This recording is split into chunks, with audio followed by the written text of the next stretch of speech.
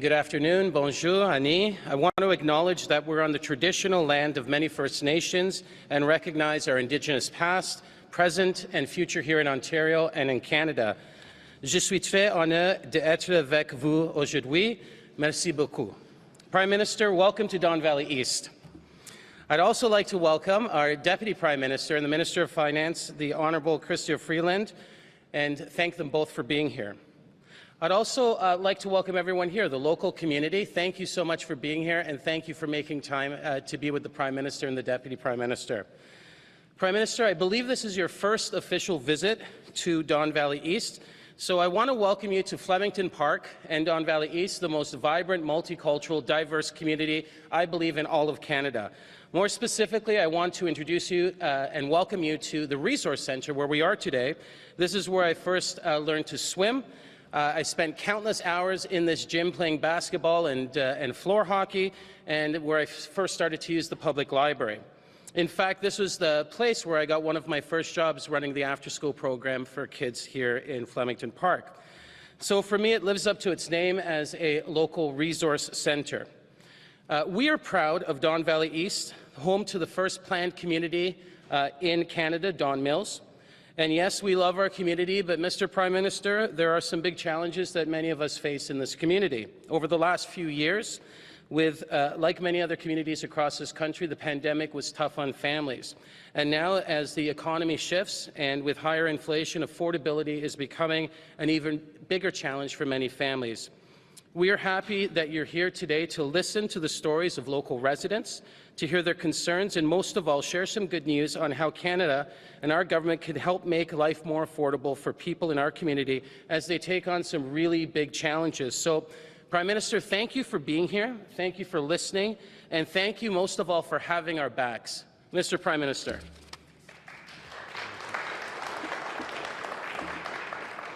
Hello, everyone. Bonjour tout le monde. Thank you, Michael, for those words and for welcoming us here to your beautiful riding and to this extraordinary community centre that has turned out a lot of extraordinary young people, including yourself.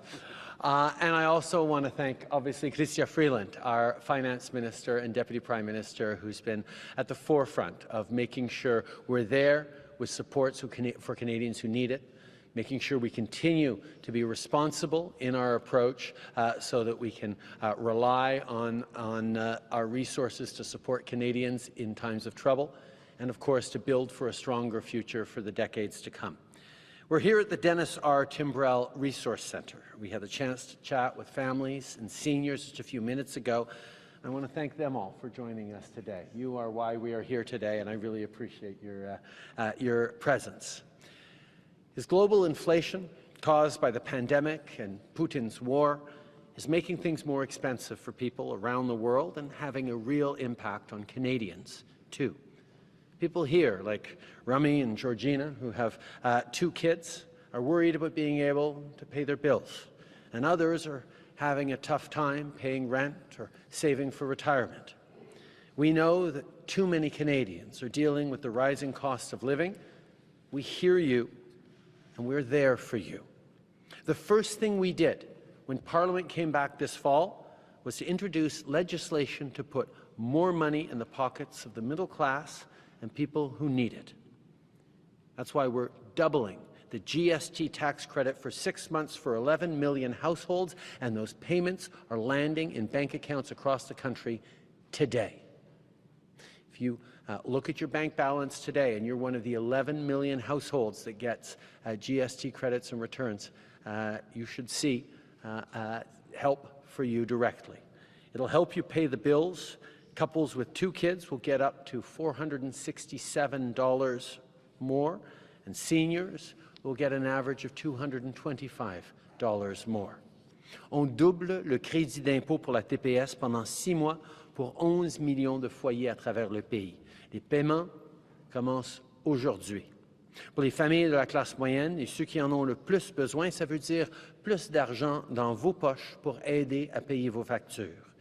Les couples avec 2 enfants vont recevoir jusqu'à 467 $ de plus. Et les aînés vont recevoir 225 $ de plus en moyenne. Yesterday, Chrystia presented the fall economic statement. This is our plan to make life more affordable and build an economy that works for all Canadians. Right now, we're seeing economies around the world slowing down. No matter how hard the slowdown hits, Canada is best placed to withstand it because of our responsible approach since the start of the pandemic, which keeps us resilient. In fact, just today, we saw that last month the Canadian economy added 108,000 jobs. The bottom line is this: our government will continue being there for you. We're moving forward with measures to help people pay their bills and create thousands more good, well-paying jobs. So, what does our plan mean for you in everyday terms? For small businesses, it means that our government is working to lower credit card fees. For families, we're working so everyone can afford to send their kids to the dentist. For students, we are permanently eliminating interest on Canada student loans and apprenticeship loans. For young people, we're moving forward with a new tax-free first home savings account that'll make it easier to save for a down payment. For low-paid workers, we're providing advance payments of the Canada Workers' Benefit to put more money in your pockets sooner. And for all Canadians, we're securing tens of thousands of good middle-class jobs to produce critical minerals and build electric vehicles and batteries while we fight climate change. On pose des gestes concrets pour aider les aînés, les familles, les jeunes. On poursuit notre travail pour bâtir une économie centrée sur le bien-être de tous les Canadiens.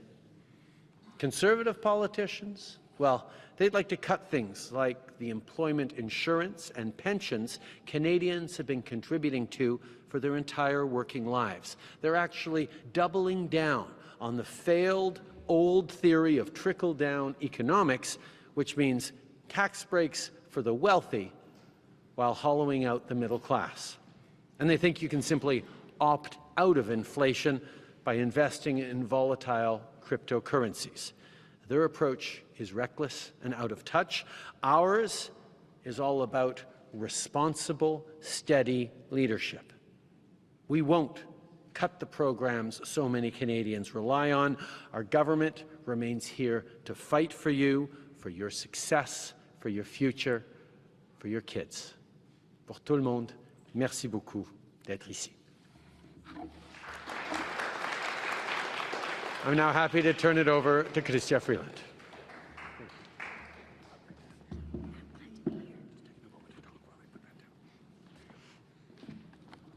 Okay, I'm not quite as tall as the Prime Minister or as Michael.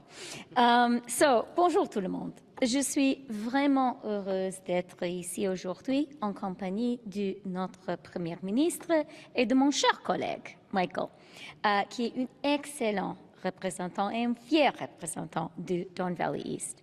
Et je tiens à remercier le personnel du 7 Resort Centre pour cet accueil vraiment chaleureux. And I do want to start by saying thank you so much to everyone who is giving up some time today to be here. And thank you especially for the wonderful conversation we had a moment ago. It was really inspiring for me. You know, Michael said he is proud of Don Valley East because it is the most diverse community in Canada. I think there are other places that would fight for that title, and that's a great thing about our country. And just talking to all of you and hearing from you, hearing how proud you are of Canada, and hearing about your faith in our country and your contributions to our country, it's really inspiring for me, and it's a reminder for me of really how wonderful our country is. One person said we're fortunate to be Canadian. I really believe that. And just the time we spent together, it just reinforces my absolute confidence that no matter what the world throws at Canada and Canadians, we're going to get through it together. So, as you just heard from the Prime Minister, the key message of the fall economic statement that we tabled yesterday is making sure that we are there for Canadians. We are about to deliver hundreds of dollars in new support to low-income renters. We are delivering a multi-generational home renovation tax credit. That means that families across the country can now afford to have a grandparent or a parent or a family member with a disability move back in with you if they want to. We're permanently eliminating the interest on Canada student loans and Canada apprentice loans. Great news for our young people. We're enhancing the Canada Workers Benefit. This is for low-income workers, people who work really, really hard, but don't get paid that much money. And what we're doing now is changing that benefit so it's going to be paid quarterly and it's going to be paid in advance. I think that's going to make a lot of difference to some of the hardest working, most important people in our country. And, of course, as the Prime Minister mentioned, really great news today, which is that the GST credit payments have been going out this morning to 11 million Canadian households. That money is hitting your bank accounts or you're getting a check in the mail. That is real inflation relief that's going to make a real difference to the people who need it the most. And I just want to really assure everyone that our government is going to be there, come what may, to support Canada and Canadians during this global economic slowdown. And we can do that because we're being compassionate, we're supporting the people who need it the most, but we're also being careful and responsible. Canada has the very lowest deficit and debt to GDP ratio in the G7. And Moody's just yesterday, after we tabled our fall economic statement, reaffirmed our AAA credit rating with a stable outlook. That's the best you can get. You can't get a better financial report card than our government got yesterday. There are 513,000 more Canadians working today with a job than before COVID first hit. And our economy is nearly 103% the size it was before the pandemic. We have grown. And this year, Canada has the strongest economic growth in the G7. So what does that mean? What it means is, as the Prime Minister said, there is no country in the world better placed to weather the global economic slowdown than Canada is, and there is no country in the world better placed to thrive when that slowdown comes to an end. So thank you so much for being here. Thank you for the hard work you do every day. Thank you for the hard work you do raising your families. And thank you for being really so inspiring in the conversation we had earlier. Merci beaucoup. Thank you. We will now have time for questions from reporters. One question, one follow-up. Nous avons maintenant du temps de prendre des questions des médias. Une question et une question de suivi. First question. Hi, it's Sean Benjamin from the CBC. Would you consider referring the use of the notwithstanding clause to the Supreme Court to get a better clarity on how it should be used? As I've said, it is a very serious thing to suspend people's fundamental rights and freedoms. The proactive use of the notwithstanding clause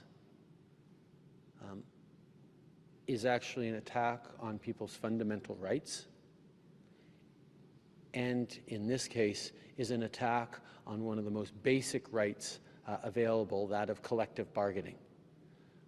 That's why I spoke to union leaders this morning. That's why when I spoke with Premier Ford on Wednesday, I asked him not to invoke the notwithstanding clause preemptively, because suspending people's basic rights should never be something people enter into lightly.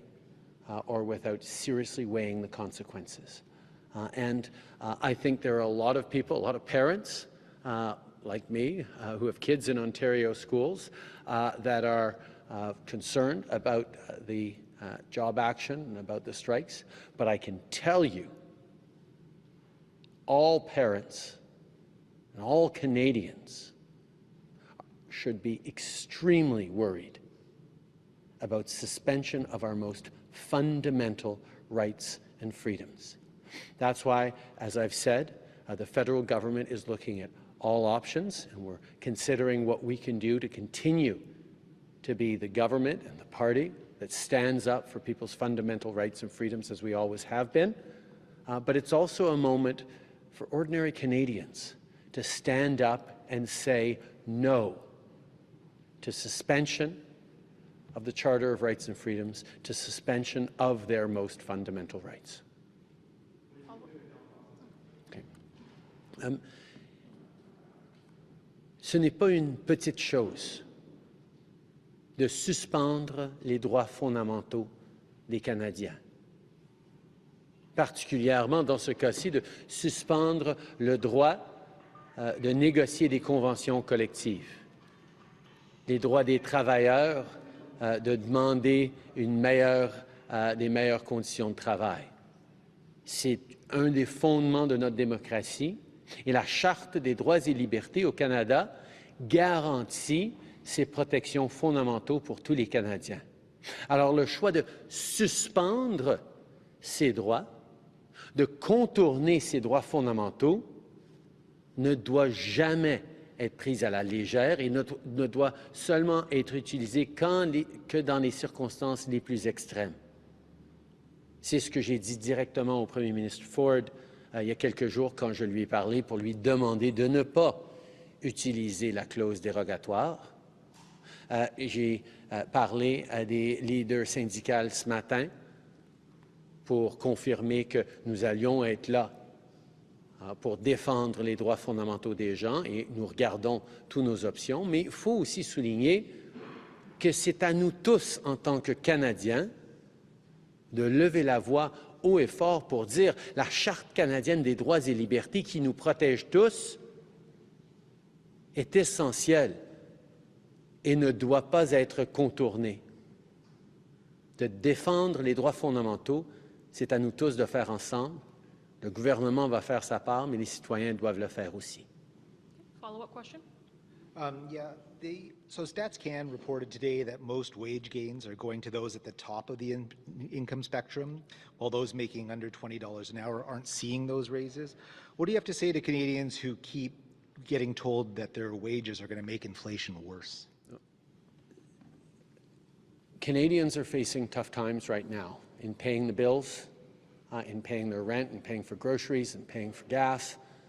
We know that. That's why we're focused on putting forward targeted supports for the middle class, for people working hard to join it where they need it. The GST credit check is arriving today in 11 million households' bank accounts across the country. 11 million households who need it are going to see hundreds of dollars to help them with the costs of everything right now. On top of that, we're moving forward to make dental care more affordable for families with kids who can't afford it. We're moving forward with extra support for low-income renters. In the fiscal update that Chrystia just presented yesterday, we're actually moving the Canada Workers' Benefit, which is targeted at those lowest income workers, to give them a top-up to their wages, to thank them for the jobs they do and to make it a little easier for them. Well, we're switching it so it comes earlier in the year so that they can have more money in their pockets as they're working hard, often in jobs that support us all. And at the same time, in this fiscal and economic statement, we're stepping up to say that big businesses, profitable companies, need to do their part as well by ending the free ride for share buybacks to ensure that profitable companies choose to reinvest in their workers, reinvest in the things they're doing in Canada instead of just giving profits to shareholders. These are the kinds of things we're doing to make sure that we're there to stick up for Canadians, but I'm happy to turn it to Chrystia to continue this answer. Okay, well, Prime Minister has really said it already. The only thing that I'll add is, that StatsCan report is very consistent with data that we were seeing earlier. And when we thought about what we should do with inflation relief in this fall economic statement and previously, we did really look at the data. And what we saw is there are two groups of Canadians who are being hit the hardest, and that is low-income workers who are not seeing the same wage gains as higher-paid workers, and it's also young people. And you see that reality reflected in the measures we've put in place. So that's where you see the GST targeted at exactly those groups. As the Prime Minister said, Canada Worker Benefit targeted at exactly those groups. Rental, again, targeted at exactly those people. And then finally, saying that we're going to eliminate permanently federal interest payments on the Canada Student Loan and the Canada Apprentice Loan to give that extra bit of support to young people. Thank you. Next question. Hi, Adrian Gabriel with CTV National News. Question for you, Mr. Prime Minister.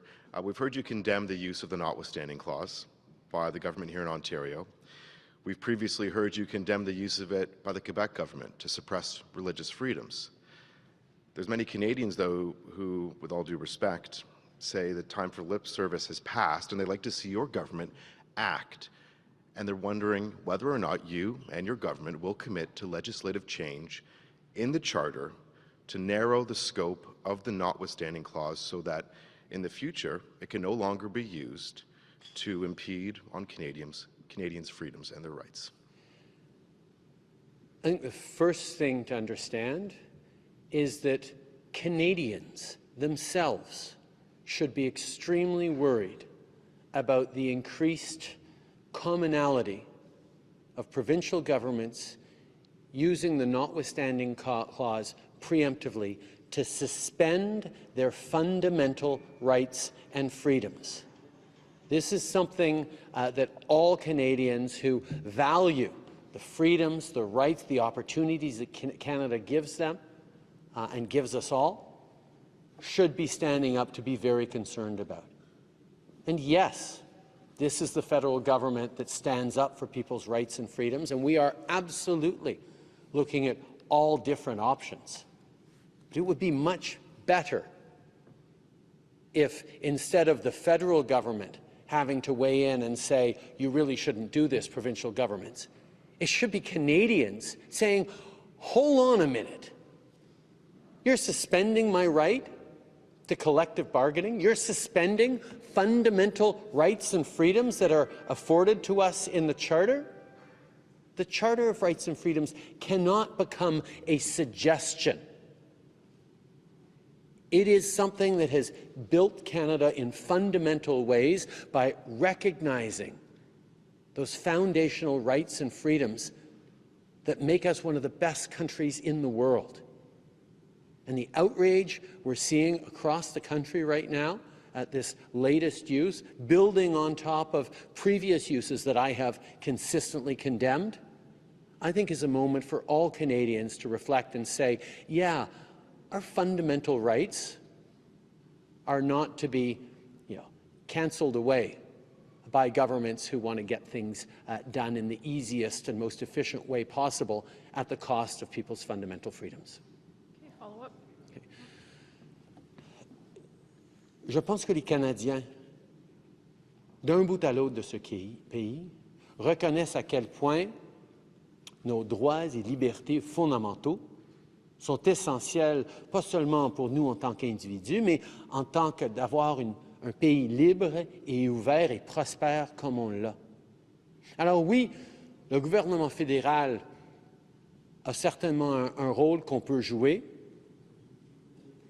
pour regarder nos options, pour essayer d'intervenir avec ces provinces qui continuent de bafouer les droits fondamentaux des Canadiens, des citoyens.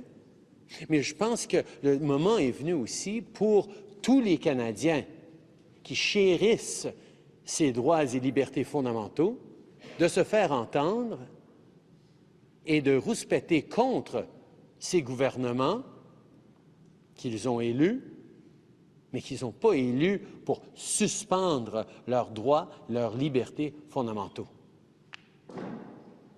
Follow-up? A former member of your protective detail who helped organize the Freedom Convoy is reported to have leaked your schedule. Are you concerned about the safety of yourself, your family, given that it appears that people who are sympathetic to the Freedom Convoy and that work in law enforcement have been leaking your private information? I think an awful lot of Canadians have been really made concerned by what testimony they're hearing this week at the Emergencies Act inquiry. The extent to which so many things were causing instability and difficulties for Canadians, security concerns for people across the country, economic impacts, direct impacts on residents in many parts of the country. These are things that Canadians remember from the convoy occupations. And this is part of why this inquiry into the use of the Emergencies Act, which is something that we invoked, is so important.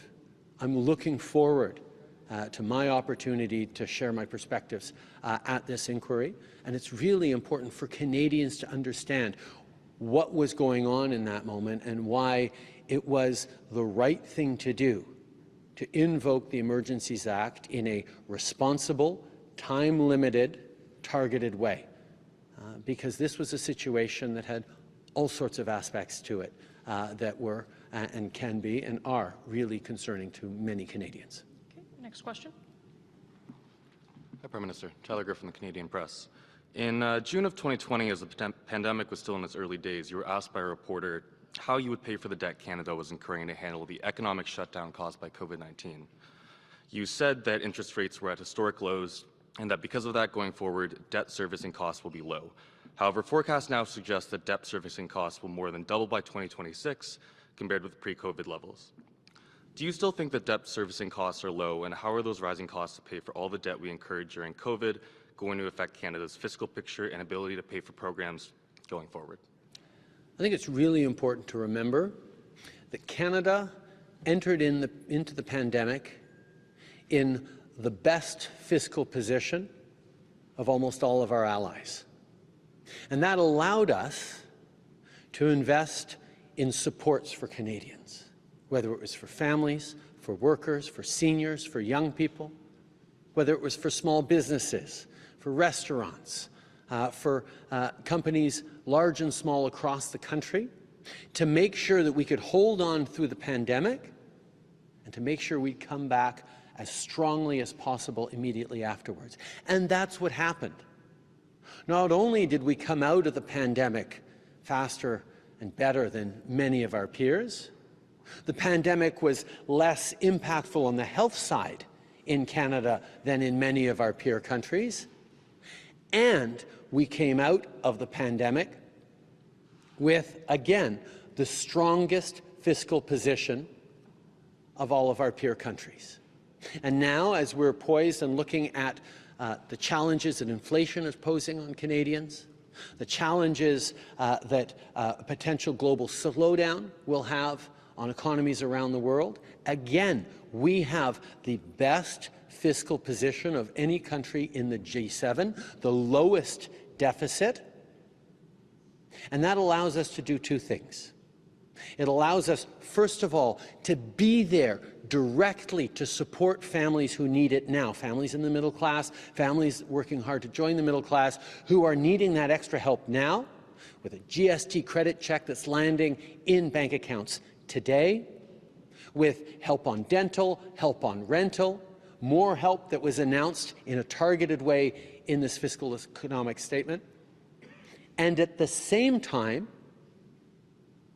ensure that we have the ability to respond even further if things get worse in the global economy.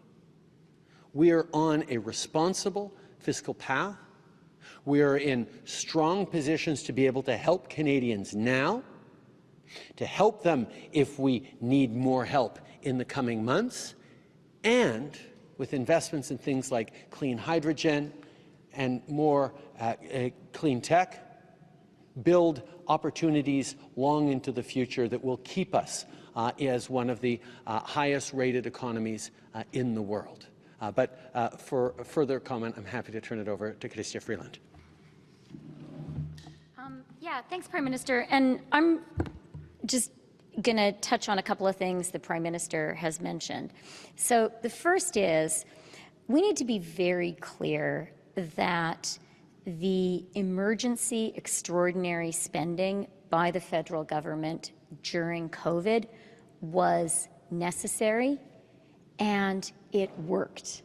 You know, we heard from a lot of people here during the conversation how it made a real difference in the lives of Canadians who were in really difficult shape and who really needed the help. So it was the right, compassionate thing to do. It was also the economically smart thing to do. And when we tabled the numbers yesterday, a lot of people looked at them and they said, there is just a huge upside, a huge unpredicted upside to Canada's federal government revenues this year. And that's true, but that didn't happen by accident. Canada has the strongest growth in the G7 this year precisely because we invested in Canadians during COVID. We didn't let COVID destroy our economy. We didn't let COVID destroy our small businesses. We didn't let COVID destroy Canadian families. And so as a result, we really, as a country, as an economy, are able to come roaring back right now. And you see it in the revenues. You also see it in this extraordinary fact that there are 513,000 more jobs, more people working in Canada today than before COVID first hit. So, number one, the spending, it was the compassionate thing to do. It was also economically the smart thing to do, and the numbers show it.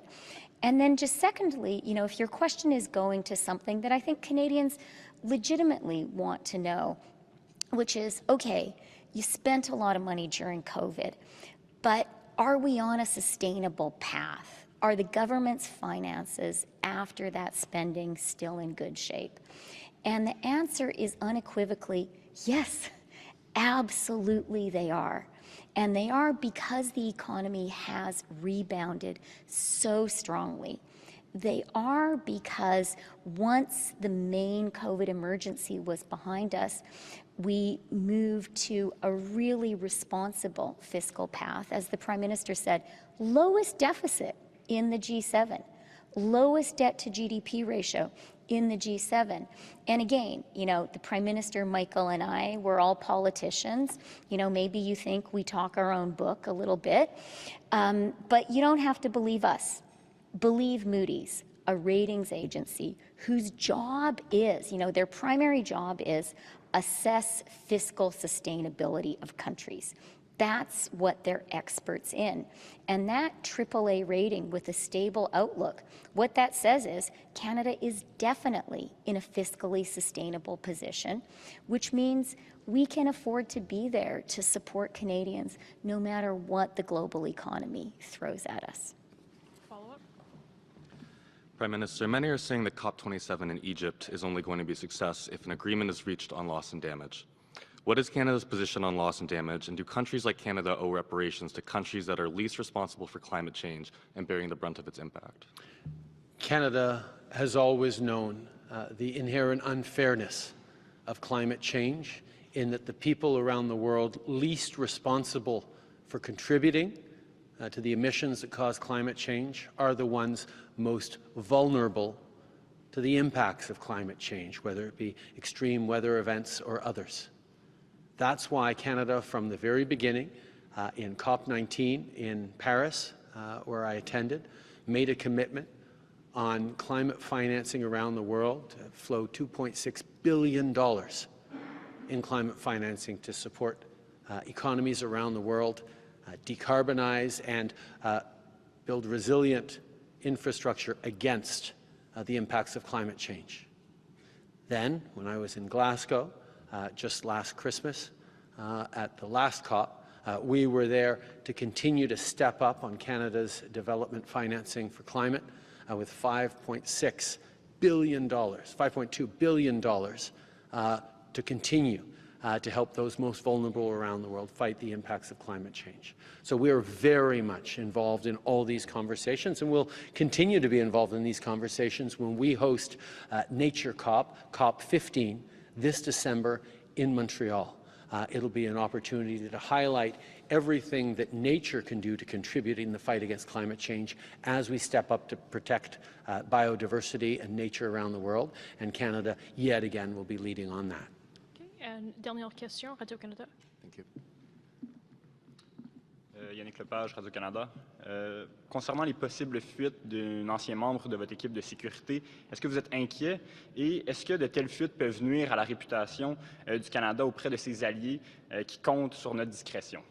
On voyait à quel point les barricades illégaux du convoi l'hiver passé ont contribué à de l'inquiétude chez les Canadiens par rapport à notre pays de droit et le respect de tout ce qui se passe.